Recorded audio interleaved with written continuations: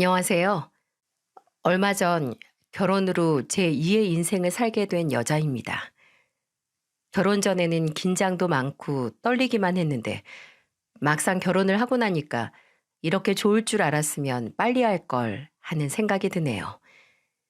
사연 튜브에서 다른 분들의 여러 사연을 듣다 보면 결혼은 미친 짓이구나 할 때가 많았습니다. 그래서 저는 결혼이 꼭 그렇게 어렵거나 복잡한 일만은 아니라는 걸 전해드리고 싶어요. 저는 결혼을 통해 몰랐던 제 어린 시절 이야기까지 알게 되면서 지금이 더욱 소중해졌답니다.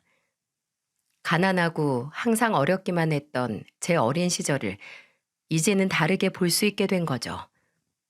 정말 기적 같은 제 삶을 지금부터 들려드릴게요. 옛날이야 잘 사는 집보다 못 사는 집이 더 많았다지만 저희 집은 다른 점이 있었죠. 아버지가 큰 사업을 하다 망하게 된 집안에 갑작스럽게 마이너스 인생이 시작된 겁니다. 엄마는 그때 상황을 마치 양손 가득 맛있는 간식을 들고 있다가 모두 뺏기고 빈손이 된 상태나 다름없다고 하시더군요. 늦둥이였던 제가 태어날 때까지만 해도 잘 살던 저희 집안은 동네에서도 알아주는 부잣집이었답니다. 그러다 한창 잘 살던 시절 아버지 45살, 어머니 41살에 제가 태어나게 된 거죠. 늦둥이 딸이 태어나자 아버지는 저를 한 번 안으면 내려놓을 줄을 모르셨다고 합니다. 미로 11살 차이가 나는 큰오빠만 있던 집에 늦둥이 딸이 태어나자 아버지는 요즘으로 치면 딸 바보라고 불릴 만큼 딸만 정말 아는 분이셨대요. 하지만 불행하게도 저한테는 아버지와의 기억이 잘 안 난다는 겁니다.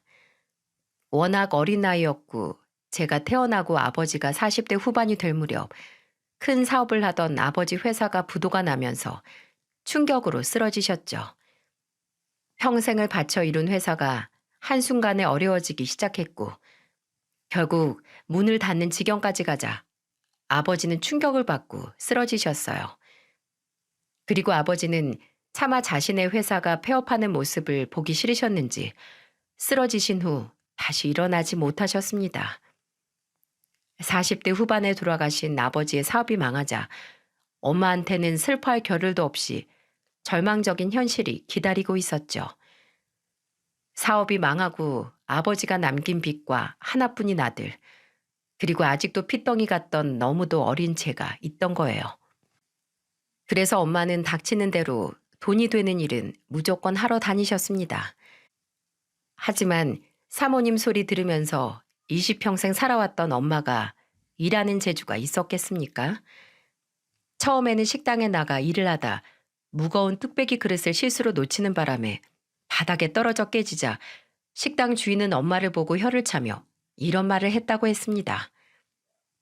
아줌마, 뚝배기 하나에 얼마인 줄이나 알아요? 아직도 자기가 사모님인 줄 아는 거야, 뭐야? 남의 집에 일하러 왔으면 실수는 하지 말아야죠. 재수가 없으려니까 진짜. 죄송해요. 제가 손목이 너무 아파서 다음엔 절대 안 그럴게요. 똑바로 좀 해요. 과부 팔자 불쌍해서 걷어준 거니까 잘 좀 해요.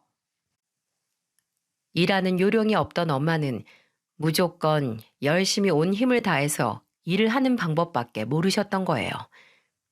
그래서 자신의 몸이 하나씩 고장이 나고 갈리고 있는 줄도 모르고 식당, 청소 등등 돈이 된다는 일에 온 힘을 쏟으셨다고 했습니다. 지금도 엄마 신체 중 가장 약한 곳이 손목일 만큼 과거 엄마는 안 해본 일이 없으셨어요. 심지어는 원래 살던 집도 전부 처분되면서 엄마는 저와 오빠를 품에 안고 사글세를 전전할 정도였답니다. 그래서 그런지 엄마의 과거 사진을 보면 40대 중반 전후로 표정이나 옷이 같은 사람이 맞나 싶을 정도로 확연히 다른 모습이에요. 그렇게 아버지 먼저 떠나보내고 홀로 고생하던 엄마는 당뇨, 고혈압, 협심증으로 요양병원에 계셔야만 했습니다. 이렇게 본인 몸 갈아서 두 자식을 번듯하게 키우셨지만 겨우겨우 입에 풀칠만 하고 살았어요.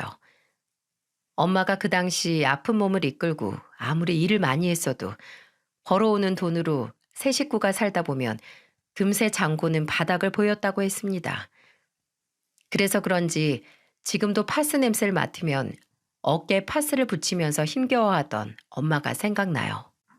저는 파스를 엄마가 왜 붙이는지도 모르던 나이에 파스를 붙이던 엄마를 보면서 이런 말을 했던 기억이 납니다. 엄마는 왜 밤마다 어깨랑 허리에 파스를 붙여? 나도 엄마 따라서 붙여도 되는 거야? 우리 선영인 이런 거 붙이지 마. 엄마가 선영이 몸에는 반창고 하나 안 붙게 할 거야. 좋은 것만 보고 좋은 옷만 입고 좋은 음식만 먹게 해줄게. 나 지금도 좋은 거 보고 예쁜 옷 입고 맛있는 엄마 밥 먹고 잘 사잖아. 우리 선영이가 그런 생각을 하는지 몰랐네. 그래도 엄마가 좋은 것만 해줄게. 아빠 몫까지 엄마가 전부 다 해줄 거야. 너무 어린 나이에 친아버지를 잃고 가난을 겪게 했다고 엄마는 제게 늘 미안해 하셨어요. 게다가 옷도 엄마가 알고 지내던 친구 딸이 작아서 입지 못하는 옷을 받아오기도 할 정도였습니다. 그래서 그런지 엄마는 집안이 망한 게 엄마 탓도 아니었는데 엄마는 늘 그렇게 저와 오빠를 보며 능력 없는 엄마라며 스스로를 자책하셨죠. 그런 엄마를 옆에서 위로한 건 11살 차이가 나던 오빠였습니다. 집이 망하고 제일 먼저 철이 든 사람은 오빠였어요. 게다가 기댈 곳은 가족뿐이라 그랬는지 저랑 오빠는 남매 간에 우애도 끈끈한 편이었고요. 한 번은 동네 친구들이 물려받은 옷을 입은 저를 보면서 아주 작정하고 놀렸던 적이 있었어요.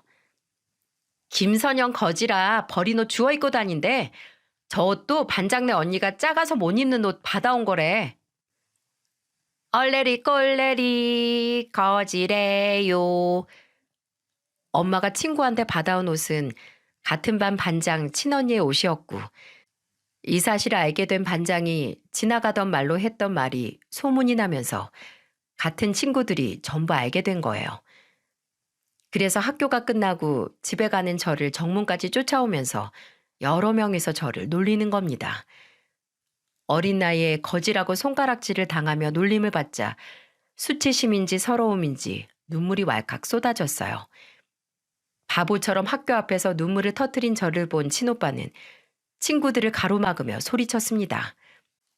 야, 너희들 한 번만 더 내 동생 놀리는 거 걸리면 니들 전부 거짓말도 못하게 때려줄 거야. 알겠어?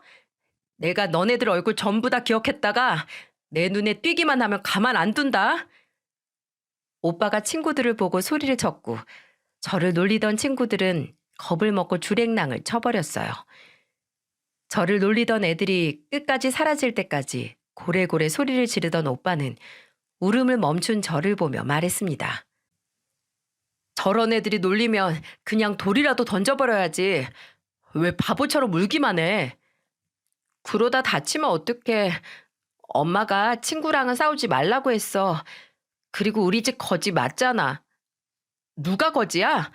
우리 집 거지 아니니까 저런 애들이 하는 말에 바보처럼 울지 마. 네가 그런 소리 듣고 울면 진짜 거지라고 인정하는 거야. 그러니까 울지 말고 돌이라도 던져. 그냥 오빠가 와주면 안 될까? 쟤네들이 자꾸 거지라고 놀린단 말이야. 오빠가 뭐라 그랬어? 네가 울면 정말 거지라고 인정하는 거야. 그러니까 너희들은 떠들어라. 나는 내 갈 길 갈란다 하고 무시해. 그러면 네가 이기는 거야. 근데 나 거지 맞잖아. 아니야. 집도 있고 엄마도 있고 오빠도 있는데 왜 거지야? 절대 거지 아니야. 그러니까 울지 말고 무조건 집으로 와. 짓궂은 친구들의 놀림에 울고 있으면 오빠가 나타나서 대신 큰 소리를 쳐줬어요. 초등학생 때였으니까 애들도 생각 없이 하는 말이었을 텐데 그게 얼마나 상처였는지 모릅니다. 오빠는 이렇게 한바탕 했던 날이면 저한테 신신당부를 하면서 이렇게 말했어요. 오늘 있던 일 엄마한테 말하지 마. 알겠지? 앞으로도 이런 일 있으면 오빠한테 말해.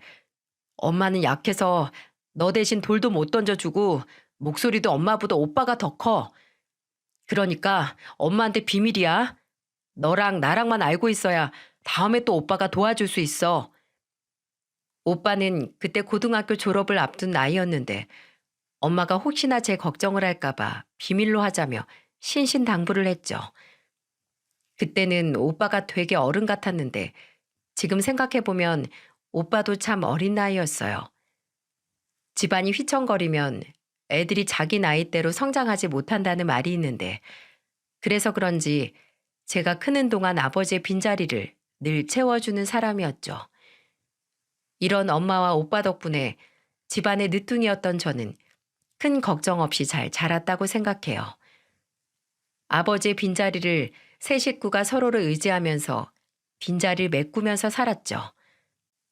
그로부터 수년이 흘러 코 홀리며 저도 성인이 되던 해 엄마는 어느덧 환갑의 나이가 되어 있었어요. 숱한 세월 고생만 하던 엄마는 맑고 곱던 얼굴에 주름이 생겼고 너무 고생을 해서 그런지 관절이며 뼈마디에 아프다는 말을 달고 사셨습니다. 저는 엄마가 하루라도 더 늙기 전에 빨리 취업해서 엄마한테 용돈을 드리고 싶었어요. 제가 20살이 됐을 무렵 오빠는 평생의 동반자를 만나 결혼식을 올렸고 세 식구 모여 살다 오빠가 나가면서 엄마와 둘이 남았죠. 사람이 든 자리는 몰라도 난 자리는 안다고 오빠의 빈자리는 꽤 크게 느껴졌습니다. 그때 오빠가 결혼식 전날 제게 걱정스러운 목소리로 이렇게 말했어요. 나 장가 가더라도 집에 무슨 일 있으면 꼭 말해. 엄마랑 둘이서 끙끙거리지 말고 꼭 오빠한테 알려. 오빤 이제 오빠 가정 이뤄야지. 예전에 나 어릴 땐 엄마 옆에 오빠가 있었는데 이제 내가 있을게. 그러니까 오빠는 잘 살기만 해. 오빠가 자꾸 우리 챙기려고 하면 새언니가 힘들어지잖아. 그런 사람 아니야. 오히려 우리 집 근처에 신혼집 얻어서 살자고 해준 사람이야. 과분할 만큼 좋은 사람이니까 걱정 말고 무슨 일 있으면 꼭 나한테 말해. 장가를 가는 와중에도 오빠는 집안 걱정하느라 걱정이 멈추질 않았어요. 그런 오빠를 보면서 저는 오빠가 이제는 집안 걱정 그만하고 행복하길 바랬죠. 엄마는 오빠의 결혼식 날 어깨가 들썩이도록 눈물을 흘리셨습니다.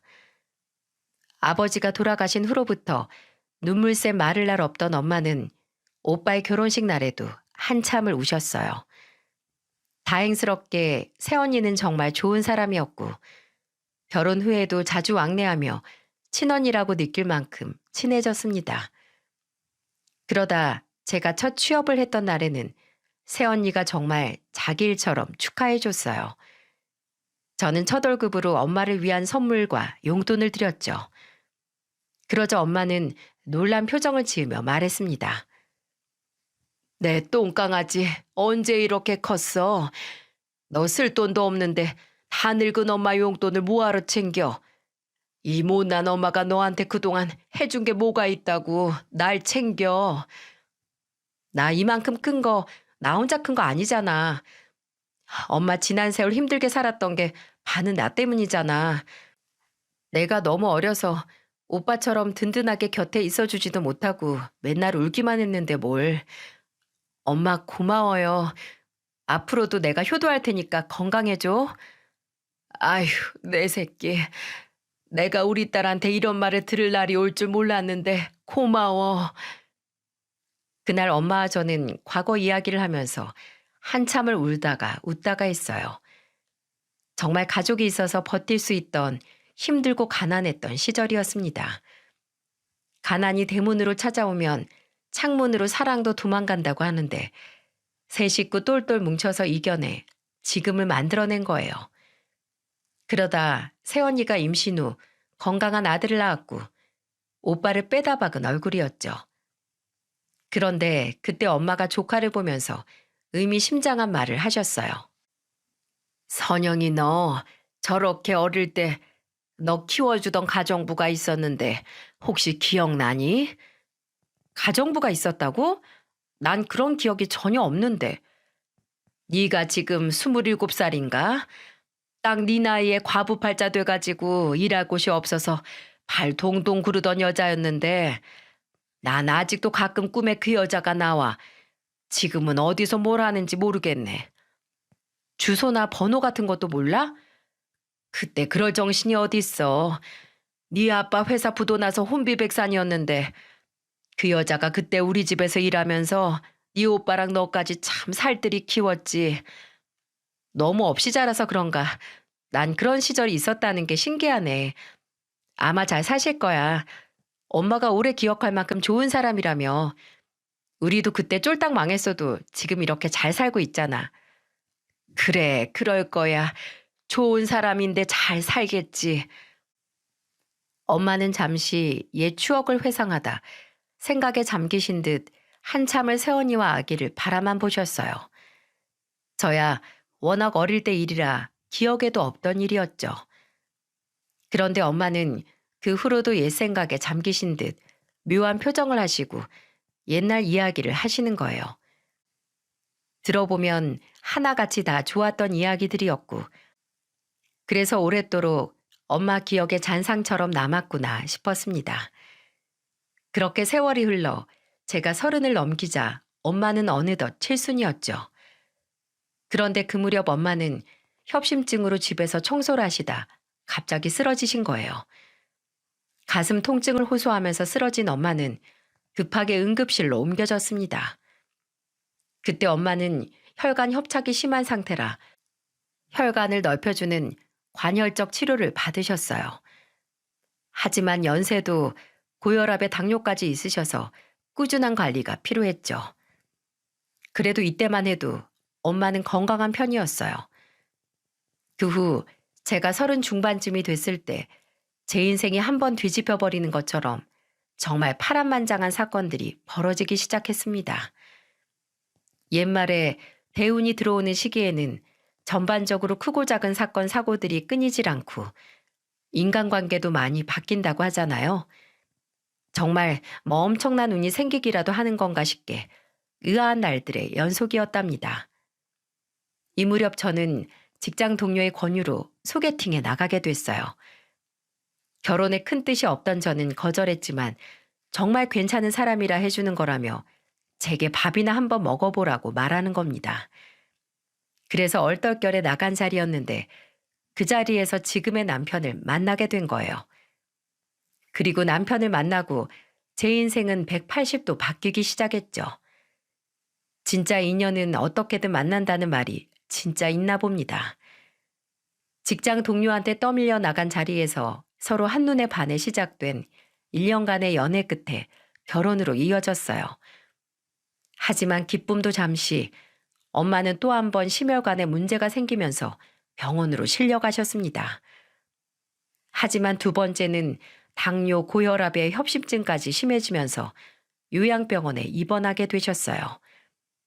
갑자기 엄마 병세가 안 좋아지자 겁도 많이 나고 두려웠습니다. 엄마한테 결혼식 올리는 모습을 제대로 보여드리고 싶었는데 혹시나 보시지 못할까 무서웠던 거예요. 그때 남편은 제 손을 잡으며 이렇게 말했습니다. 우리 병원에 가서 어머니께 인사드리자. 내가 직접 말씀드리고 허락받고 싶어. 저는 엄마가 병세가 좋아질 때 기다렸다가 차도가 생기면 그때 결혼 준비를 시작하자고 했는데 남편은 만약 앞날이 어떻게 될지 모르는 상황이라면 서둘러 준비를 하자는 말이었어요. 남편의 말도 맞았던 게 엄마는 그때 시한폭탄과 같은 상황이라 미루는 것도 답은 아니었죠. 그래서 며칠 뒤 저는 남편과 같이 엄마가 있는 병원으로 갔습니다. 쇠약해져 힘이 없이 공허한 표정으로 누워있던 엄마는 저를 보자 헬스케진 얼굴에 미소가 번졌습니다. 순간 눈물이 흐를 뻔했지만 눈물을 꾹 참고 남편과 엄마한테 다가갔어요. 엄마는 선영이 왔냐며 반겨주셨고 저는 오바스러울 만큼 밝게 웃으면서 엄마와 인사를 나눴습니다. 저는 엄마한테 남편을 소개해주며 말했어요. 엄마, 내 남자친구야. 저번에 말해서 엄마가 궁금했잖아. 집에서 예쁘게 하고 인사하고 싶었는데 이렇게 됐네. 엄마 괜찮아? 우리 딸 잔치 앞두고 엄마가 미안해. 뭐가 미안해. 이렇게 인사하는 것도 기적 같아. 계속해서 미안해하는 엄마를 다독였습니다. 그리고 옆에서 어색하게 서 있는 남편을 소개시켜 드렸어요. 그때 엄마는 남편을 보자마자 앙상해진 손으로 남편의 손을 마주 잡으며 말했습니다. 우리 선영이 잘 좀 부탁할게. 늦둥이라 애지중지 키웠어. 이 늙은 장모는 제쳐두고 항시 우리 딸 좀 잘 챙겨줘. 내가 이렇게 부탁하네. 아닙니다. 장모님 건강해지셔서 금방 일어나실 거예요. 꼭 기운 차리셔서 저희 결혼식도 오셔야죠. 그런 일이 있을까 모르겠지만 우리 선영이 나한테 너무 아픈 손가락이야. 태어나 얼마 못 가서 아빠 있고 고생이란 고생은 다 했어. 저한테는 항상 씩씩하고 올바른 판단을 할 줄 아는 사람이에요. 저희 정말 잘 살게요. 장모님께서 항상 지켜본다는 생각으로 열심히 살게요. 엄마는 남편의 말에 눈시울을 붉히셨어요. 두 사람이 손을 맞잡는 모습을 보는데 옆에 있던 제가 주책스럽게 눈물이 나는 겁니다. 엄마는 늘 태어나자마자 잘 살던 집이 망해서 제가 고생만 한 것 같다며 미안해 하셨죠. 그렇지만 저는 제 인생이 그렇게 비관적이다고 생각하지 않았어요. 그때는 힘들었지만 지나고 보니 그 어려움 속에서 제가 배운 게 있다고 생각합니다. 게다가 엔지니어 직업을 가진 남편을 만나 행복한 가정을 꾸릴 준비를 하는데 제 인생 뭐 부족할 게 있었을까요? 그때는 제 상황을 이해해주는 남편한테 참 여러모로 고마웠습니다. 남편은 꼭 저와 비슷한 아픔을 가지고 있는 사람이었어요. 남편도 어릴 적 불의의 사고로 일찍 아버지를 떠나보내서 아예 얼굴도 기억 못했습니다. 남편의 아버지는 공장에서 위험한 작업을 하시다 현장에서 사고가 나는 바람에 세상을 떠나셨던 거예요. 그래서 남편도 어머니와 둘이 살아오면서 저와 비슷한 아픔이 있는 사람이었습니다. 그 덕분에 서로 지난 날을 허심탄회하게 털어놓으며 심적으로 많은 의지를 했어요. 이런 남편이 요양병원에 누워 계신 저희 엄마께 인사를 드리면서 눈시울을 붉히는데 정말로 마음 한켠이 찌르르한 기분이 들었습니다. 정말 모든 걸 터놓고 가족이 된 기분이었죠. 그렇게 엄마를 같이 찾아뵙고 눈물의 인사를 나누고 며칠 뒤 예비 시댁의 인사를 가게 됐어요. 처음으로 가는 예비 시댁이라 긴장이 잔뜩 들었습니다. 문 앞에 도착해서도 심호흡을 여러 번 하고 나서야 들어갈 정도였죠. 그런데 잔뜩 긴장하고 남편과 같이 예비 시댁으로 들어가자 왠지 익숙한 인사의 시어머님이 반겨주시는 거예요. 잘못하면 어디서 뵌 적이 있는 것 같다며 통성명도 하기 전에 엉뚱한 질문을 할 뻔했습니다. 시어머님은 저를 보자마자 반가운 얼굴로 맞아주시며 정말 반가운 목소리로 말씀하셨어요. 어머, 반가워요. 말로만 듣다가 이렇게 보니까 정말 반갑네요. 밝은 목소리로 저를 반겨주시는 시어머님을 보며 제 긴장이 조금은 풀렸습니다. 그런데 반갑게 인사를 하시던 시어머님이 저를 계속 뚫어져라 쳐다보시는 거예요. 저는 당황스러워서 어색한 웃음을 지어 보였고 상황을 눈치챈 남편이 주방으로 가서 이야기하자며 분위기를 바꿨습니다. 순간 저를 뚫어져라 쳐다보시는 어머님을 보면서 괜히 옷차림이 별로였나 신경이 쓰였죠. 그러다 남편 손에 이끌려 주방으로 가보니 청국장에 각종 반찬까지 전부 직접 만드신 반찬들 같았어요. 한정식 식당처럼 준비된 식탁을 보자 제 입이 떡 벌어지는 겁니다. 셋이 식탁에 둘러앉았고 어머님은 제게 찌개를 접시에 덜어주시면서 말하셨어요. 뭘 좋아할지 몰라서 내가 잘한다 싶은 건 전부 차렸는데 입에 잘 맞았으면 좋겠네. 다 너무 맛있어 보여서 손이 어디로 가야 될지 모르겠어요. 아이고, 말도 참 예쁘게 하네. 부모님께 좋은 것만 보고 배운 것 같아. 근데 아버지가 일찍 돌아가셨다고? 네, 저 어릴 때 돌아가셔서 얼굴도 잘 기억이 안 나요. 절 그렇게 예뻐해 주셨다는데 제가 잘 기억을 못할 나이라 죄송하기도 해요. 저한테 질문을 하시던 어머님은 갑자기 또 한 번 멍하니 저를 쳐다보시는 겁니다. 그때는 정말 혹시 어머님이 관상을 보실 줄 아시는 건가 했어요. 그래서 저도 모르는 사이에 제 얼굴을 하나씩 뜯어보면서 복이 있는지 없는지 보시고 있나 싶은 생각까지 들더라고요. 그러자 남편도 이상했는지 시어머님을 보면서 의아한 듯 물었어요. 엄마, 아무리 내가 예쁜 며느리 데려왔다 해도 얼굴 뚫어지겠어. 아까부터 넋이 나간 사람처럼 왜 그래? 왜 이렇게 자꾸 어디서 본 것 같지? 혹시 우리 어디서 봤나? 늙으니까 기억도 가물가물해서 어디서 봤나 기억이 잘 안 나네. 갑자기 저를 보며 우리가 어디서 봤냐고 물으시는데 저는 당황한 얼굴로 어머님을 보며 말했습니다. 저는 오늘 처음 뵙는 것 같아요. 제가 흔한 얼굴이라서 그럴 수도 있어요. 이상하다. 분명 낯이 익은데. 시어머님은 제 대답에도 혼자서 어디서 본 것 같다며 중얼거리셨어요. 그때부터 저는 바짝 긴장이 되더니 밥그릇에 코라도 빠질세라 밥그릇만 보고 밥을 먹었습니다. 그때 밥 먹는 제 모습이 우스꽝스러운 것 같아 오늘 정말 제대로 찍히겠구나 싶은 생각이 들었죠. 첫날부터 이게 웬 웃음 모습인가 자책하는 그때 어머님은 제가 불편해 보였는지 반찬을 당겨주며 말씀하셨어요. 내가 괜히 불편하게 했나 보네. 아이고 미안해라. 신경 쓰지 말고 편히 먹어. 어머님은 다정한 목소리로 반찬도 끌어다 주시고 밥 위에 반찬을 하나씩 놔주기도 했습니다. 그제야 조금 먹나 싶었는데 갑자기 어머님은 무언가 떠오른 듯 제 이름을 부르셨어요. 근데 생각해보니 제가 너무 긴장한 탓에 아직 이름도 말씀 못 드리고 나이만 알려드렸던 것 같은데 어머님은 너무나 정확하게 저를 보면서 이렇게 말하시는 겁니다. 혹시 이름이 김선영 맞니? 맞아? 네, 제 이름이 김선영인데 어떻게 그걸 알고 계세요? 제가 너무 긴장을 해서 미리 말씀도 못 드렸는데 제 이름은 김선영입니다.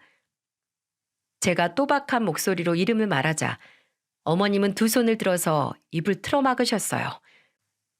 그러시면서 계속 세상에를 외치시다 손을 내리시고는 저를 보며 눈시울을 붉히시며 다급한 목소리로 물으셨습니다.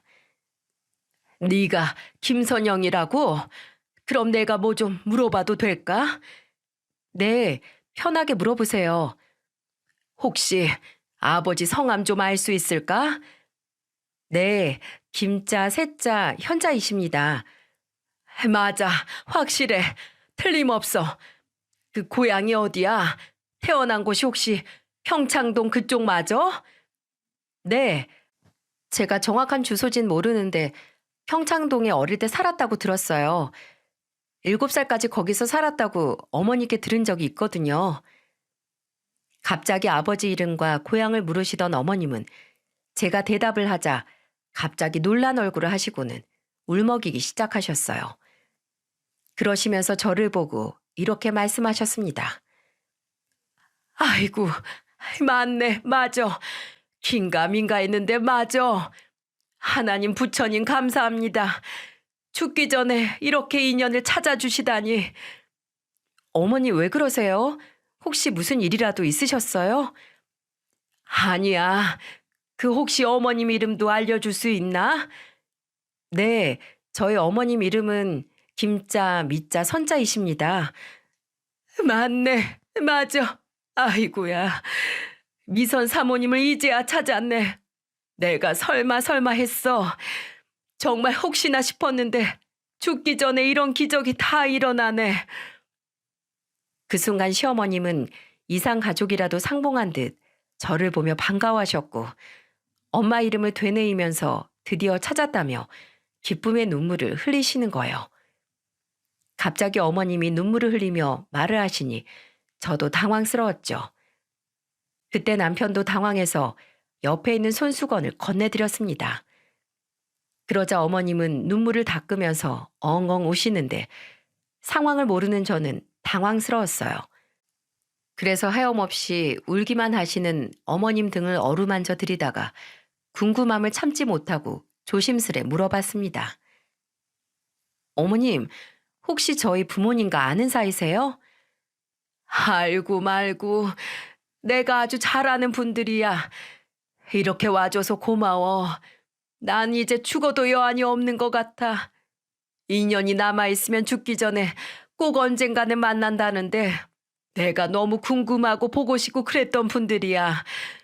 내가 너도 참 보고 싶어 했어. 저를요? 저를 보고 싶어 했다는 시어머님의 말에 너무 놀라서 머리털이 삐쭉 서는 기분이었습니다. 분명 오늘 처음 인사를 왔는데 제가 보고 싶으셨다니 저로서는 너무 놀랐죠. 제가 깜짝 놀라자 어머님은 눈물을 닦으시고 목을 가다듬으며 천천히 말씀하셨습니다. 내가 5년 동안 널 업어 키웠어. 너 기저귀도 갈아주고 분유도 먹여주고 그렇게 내 품에 안아서 5년이나 키웠는데 이렇게 보니까 내가 진짜 너무 고맙네. 대뜸 저를 키웠다는 어머님의 말에 남편과 저는 눈이 휘둥그레졌어요. 분명 오늘 처음 뵙는 분인데 저를 키우셨다니 놀랄 수밖에 없지 않겠습니까? 그런데 그 순간 머리를 스치는 기억 하나가 떠올랐어요. 바로 어머니가 조카를 보면서 저만 할 때 나와 오빠를 키워준 분이 있다는 말이었죠. 아버지가 크게 사업을 하셨을 때 엄마도 같이 아버지 회사에서 일을 하시느라 집에는 가정부가 있었다고 했어요. 그래서 저는 혹시나 했는데 어머님은 어리둥절해하는 저를 보면서 반가운 목소리로 말을 이어나가셨습니다. 남편 죽고 과부된 나를 선뜻 받아준 분이 사모님이셨어. 그때는 남편 죽은 걸로 주변에서 어찌나 말이 많았는지 어딜 가도 나한테 재수 없다고 안 받아주는 통에 이대로 죽는구나 싶었을 때 오로지 사모님만이 나를 두 팔 벌려 받아주셨어. 그때 내 자식 친정에 맡기고 애타는 마음으로 일하는데 쉬는 날에는 나보고 친정 다녀오라고 용돈도 주시고 정말 은혜 많이 받았어. 남편도 몰랐던 사실이었는지 어머님의 말에 입이 떡 벌어져 있었어요.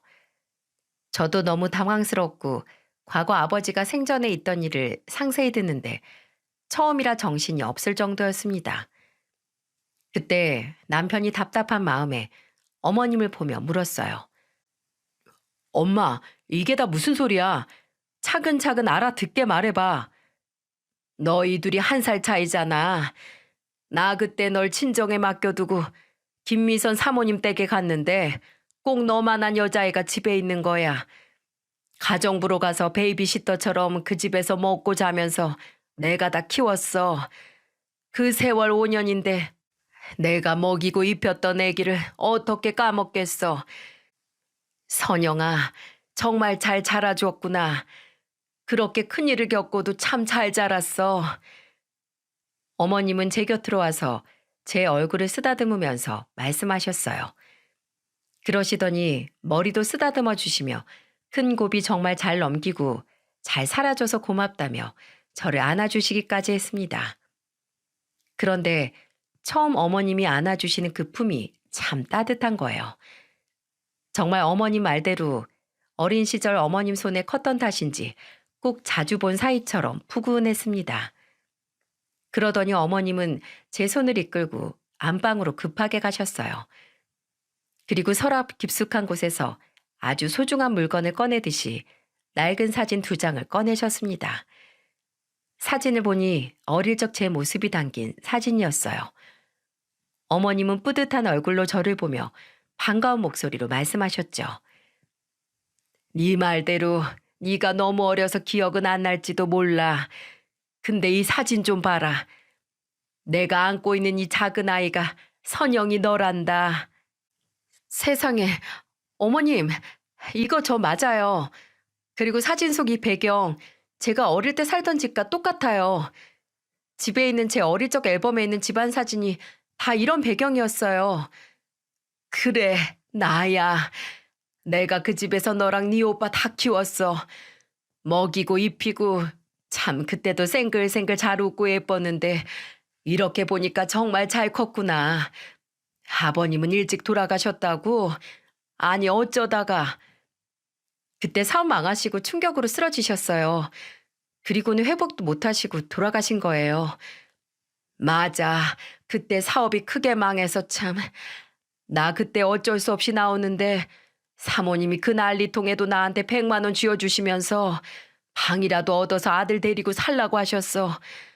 온 집구석에 빨간 딱지가 그렇게 붙었는데도 나한테 그 돈을 어떻게 주셨는지 난 아직도 그때만 생각하면 자다가도 눈물이 나. 근데 어머님은 어디 사셔? 내가 어머님을 좀 뵙고 싶은데. 그게 엄마가 지금 요양병원에 입원해 계세요. 나이도 있으시고 고혈압에 당뇨에 좀 안 좋으세요. 제 말을 들은 어머님은 하늘이 무너진 듯한 표정을 지으셨습니다. 그리고는 제 손을 잡고 한시가 급하니까 내일 당장 저희 엄마를 볼 수 있게 해달라고 하셨죠. 제 손을 잡으시더니 어머님은 또다시 눈물을 뚝뚝 흘리시면서 애원을 하듯 말씀하셨습니다. 그때 내 나이가 27살이었어. 너는 모르겠지만 너희 아버지도 그렇고 어머니도 그렇게 나 위해서 정말 많이 챙겨주셨어. 과부되고 재수없는 년이라고 손가락질 받던 나를 받아준 분들인데 내일이라도 당장 사모님 뵙고 인사드려야겠어. 그렇게 저는 어머님의 부탁으로 엄마 요양병원에 같이 가기로 약속을 하고 다시 밥을 먹기 시작했습니다. 어머님은 모든 사실을 알고 나자 저랑 이렇게 마주 앉아서 밥을 먹는 게 꿈만 같다고 말씀하셨어요. 계속 더 먹고 싶은 거 없냐며 물으셨고 저는 괜찮다고 두 손 두 발을 들었죠. 정말 어머님이 주는 대로 계속 먹다가는 배가 터질 것 같았어요. 그렇게 집에 가려고 나오는데도 반찬을 다 싸우셔서 가져가서 꼭 사모님과 같이 먹으라며 양손 가득 챙겨주셨습니다. 남편과 저는 갑작스런 상황에 당황했지만 어쨌든 좋은 인연을 찾게 된 것 같아 다행이었어요. 그렇게 다음날 아침 일찍부터 병원에 올 준비를 하신 시어머님을 모시고 엄마 병원으로 갔습니다. 떨리는 마음으로 조심스레 병실 문을 열고 들어가자 어머님은 소중한 보석이라도 발견한 사람처럼 달려가서 엄마 앞에 멈춰 서셨어요. 그러자 영문을 모르고 의아해하는 저희 엄마를 보면서 어머님은 울먹이는 목소리로 말했습니다. 사모님, 저예요. 저 기억하시겠어요? 누구? 엄마, 지금 내 앞에 윤배애미 맞아? 이게 무슨 일이야? 세상에, 여길 어떻게 알고 왔어? 윤배애미, 네가 여길 어떻게... 아이고, 사모님 맞아요. 저 윤배애미요. 저 기억하시겠어요? 어머님을 알아본 엄마는 크게 놀라셨고 그런 엄마를 보고는 시어머님은 또다시 눈물을 흘리셨습니다. 두 분은 나이 차이가 13살 정도 차이가 났는데 마치 잃어버린 동창생이라도 찾은 사람들처럼 서로를 얼싸안고 기뻐하시는 거예요. 그 모습을 남편과 지켜보는데 저도 정말 눈물 콧물 쏙 뺐습니다. 그때 남편이 이런 역사적인 순간을 남겨야 한다며 휴대폰을 꺼내서 동영상 촬영을 시작했어요. 사연을 쓰려고 그때 찍어둔 영상을 다시 보는데 그날의 감동이 생생하게 남겨져 있었습니다. 두 분은 서로를 얼싸안고 우셨고 잠시 뒤 어머님은 몸을 떼고 엄마 손을 꼭 잡으며 잔뜩 목이 메인 목소리로 말하셨어요. 사모님, 건강이 안 좋으세요? 아니, 왜 이러고 계세요? 오래 살았지. 나도 그동안 고생 많았어. 그때 저한테 100만 원 주셨던 거 기억하세요? 저 사모님 덕분에 죽으나 사나 제 아들 품에 끼고 꿋꿋하게 살았어요. 기억나지? 그때 내가 자네만 보면 가슴이 찌르르한 게 마음이 안 좋았어. 젖먹이 떼놓고 나와서 남의 자식 보는 엄마 심정이 오죽했겠어. 사람이 먹고 살자고 하는 일이지만서도 감정이 그게 아닐 텐데 우리 선영이를 자기 자식처럼 키워주는 거 보고 내가 정말 고마웠어. 그때 사모님 댁에서 저 받은 거 많아요. 딱 혀 깨물고 죽고 싶은 심정이었던 저 받아주셔서 사람 구실하게 만들어주신 거예요. 지난 얘기가 다 무슨 소용이야. 그래, 윤배가 저 친구야. 난 그때 윤배 얼굴도 모르고 이름만 알고 있어서 지난번에 왔을 때 물어봤어. 그래도 제가 선영이를 딱 알아봤잖아요. 정말 잘 키우셨어요, 사모님. 옛날 그 앳된 얼굴이 그대로 남아있어요. 사모님 닮아서 성격도 좋고 참하네요. 다 자네 덕분이지. 고마웠어. 사모님, 저 은혜 갚으러 온 거예요. 그때 저한테 베풀어 주신 은혜, 이제는 제가 갚으려고요. 옆에 딱 붙어서 다 나으실 때까지 제가 챙겨드릴게요. 시어머님은 엄마를 간병하겠다고 말씀하셨고 엄마는 괜찮다면서 거절하셨어요. 하지만 시어머님의 의지가 너무 강해서 누구도 막을 수가 없었습니다. 그리고 그날 저녁 시어머님은 오빠가 사는 집으로 저와 같이 가서 반가운 인사를 나눴어요. 오빠와 새언니 그리고 아들까지 보며 어머님은 기쁜 목소리로 말했습니다. 아, 언제 이렇게 장갈 들어서 꼭 너 어릴 때 같은 아들을 낳았어? 그러게요. 근데 정말 이렇게 좋은 모습으로 다시 보니까 정말 좋아요. 나도 마찬가지야. 죽기 전에 볼 수나 있을까 싶었는데 내가 말년에 복이 터졌네 정말. 그렇게 시어머님은 꼭 한번 보고 싶던 저희 가족들과 재회를 했다는 사실이 꿈만 같다며 감격에 겨운 표정을 지으셨어요. 그러더니 정말 시어머님은 엄마가 계시는 요양병원으로 매일같이 출근 도장을 찍으셨죠. 병원 직원들이 두 분이 자매냐고 저한테 물어볼 정도였죠. 진짜 두 분 모습이 영락없이 떨어져 지내던 자매가 다시 만난 것처럼 애틋하고 감동적이었습니다. 시어머님의 극진한 간병 덕분에 엄마는 혈압과 당뇨 수치가 많이 좋아지셨어요. 혈압과 당뇨 수치가 좀 내려와야 시술을 받으실 수 있는 상태였는데 시어머님이 다녀가신 후로부터 엄마는 안정을 되찾기 시작했죠. 그 덕분에 저와 남편은 수월하게 결혼 준비를 할 수 있었어요. 정말 세상에 이런 인연이 또 있을까요? 지금 생각해보면 원수지간 아닌 게 천만다행이긴 하죠. 두 분 다 일찍 남편 잃고 힘들게 자식을 키운 세월이 있어서 그런지 자매처럼 서로의 집을 왕래하면서 지내셨습니다. 과거 이야기도 하고 서로 말동무가 돼주면서 지내는 모습이 정말 보기 좋았어요. 그래서 저는 남편과 신혼집을 알아보다가 좋은 생각이 났고 남편과 상의 끝에 지금의 아주 특별한 세상에 둘도 없을 신혼집이 완성됐습니다. 바로 두 분이 머무르시던 작은 집을 처분하고 남편과 제 돈을 모아서 넓은 집을 얻었어요. 방이 4개나 되는 집을 얻어서 4식구가 살게 된 겁니다. 처음에는 시어머님이 안 그래도 된다고 하셨지만 저는 어머님을 보며 말했어요. 원래 살던 집이 좁기도 하고 많이 낡았잖아요. 그리고 저희 엄마도 사는 곳이 좁기도 하고 혼자 지내는 것도 걱정이 많았는데 이렇게 같이 지내면 훨씬 더 좋잖아요. 네가 불편할까 봐. 넌 괜찮겠어? 전 어머님이 계시면 정말 든든할 것 같아요. 앞으로 살림하는 것도 어머니께 많이 배우려고요. 특히 반찬은 제가 꼭 좀 배워야겠어요. 내가 며느리도 안 알려주려고 한 비법이 있는데 특별히 우리 선영이한테만 알려줘야겠다.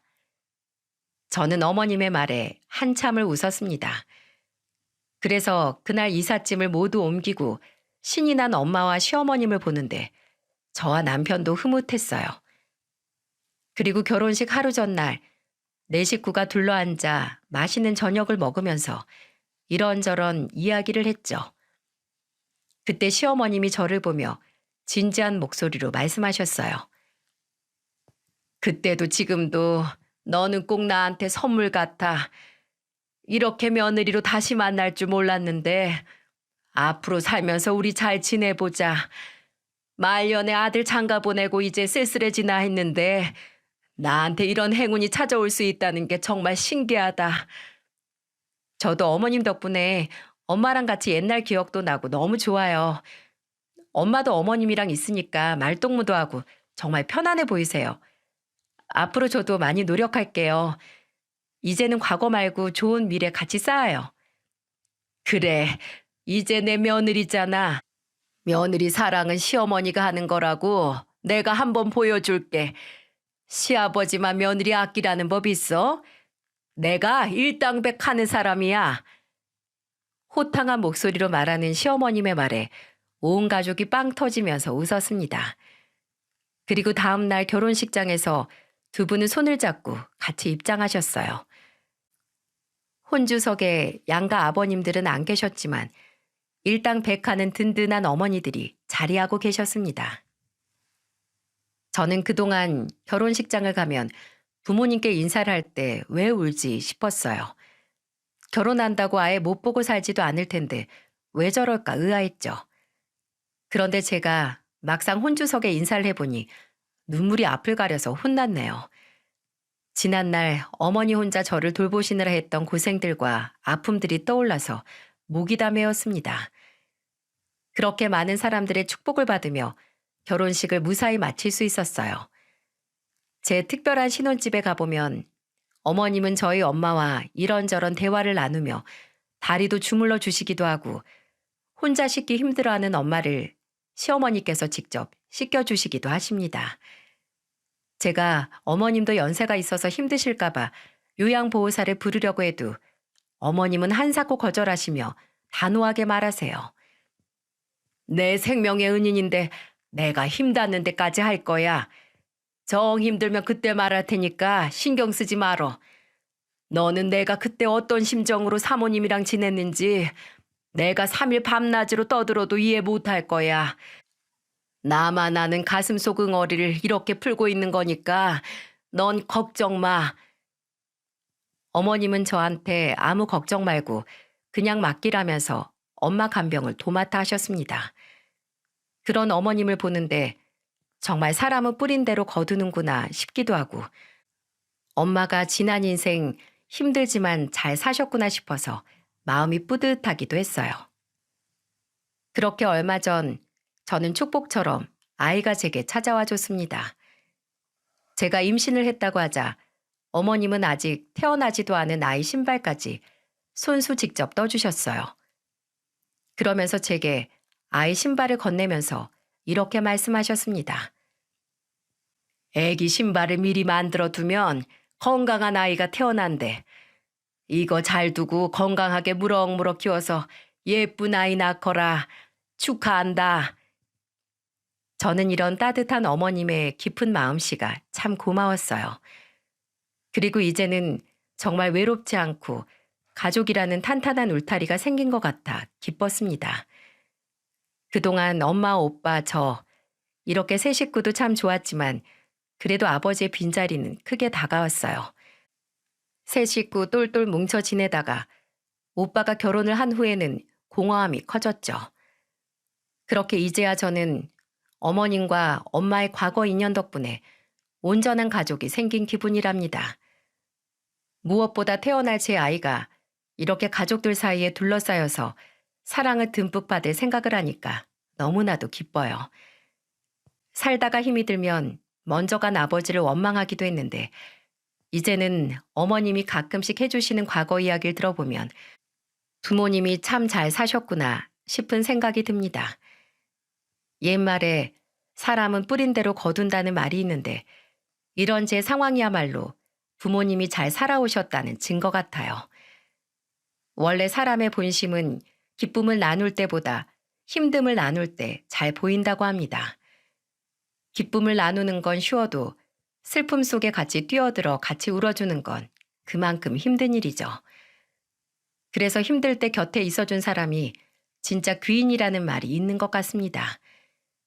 지금 제 사연을 들어주시는 분들 중에는 힘들 때 옆에서 같이 울어주고 도와줄 사람이 있으신가요?